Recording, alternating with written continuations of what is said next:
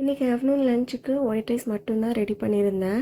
தயிர் ஊற்றி சாப்பிட்டுக்கலாம் அப்படின்னு சொல்லிட்டு பாப்பாவுக்கு மட்டும் எக் ரைஸ் ரெடி பண்ணி கொடுத்துருந்தேன். லஞ்ச் முடிச்சுட்டு பாப்பாவுக்கு ஏதாவது ஸ்நாக்ஸ் பண்ணலான்னு சொல்லி யோசிச்சுட்டு இருந்தேன். சடனாக இந்த பொட்டுக்கடலை பர்ஃபி தான் ஞாபகத்துக்கு வந்தது.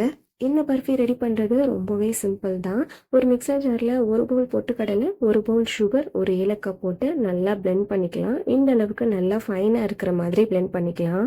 இப்போ ஒரு பேனில் 4லேருந்து 5 டேபிள் ஸ்பூன் போல் கீ ஆட் பண்ணிவிட்டு நம்ம பிளெண்ட் பண்ணி வச்சுருக்கிற பொட்டுக்கடலை பவுடரை கொஞ்சம் கொஞ்சமாக ஆட் பண்ணிவிட்டு நல்லா இந்த மாதிரி மிக்ஸ் பண்ணி விட்டுட்டே வரலாம். ஸ்டவ்வை லோ ஃப்ளேமில் வச்சு நல்லா மிக்ஸ் பண்ணிகிட்டே வரும்போது இந்த அளவுக்கு பேனில் ஒட்டாமல் வரும். அந்த ஸ்டேஜில் ஸ்டவ் ஆஃப் பண்ணிவிட்டு கண்டெய்னரில் கீ அப்படி இல்லாட்டி ஆயில் அப்ளை பண்ணிவிட்டு ரெடி பண்ணி வச்சுருக்கிறத அப்படியே ட்ரான்ஸ்ஃபர் பண்ணிக்கலாம்.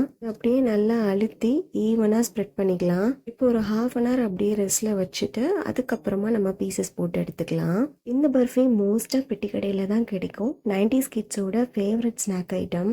இந்த பர்ஃபி டேஸ்ட் வைஸ் ரொம்பவே சூப்பராக இருக்கும். ரொம்பவும் ஹெல்த்தியும் கூட. மறக்காமல் ட்ரை பண்ணி பாருங்கள்.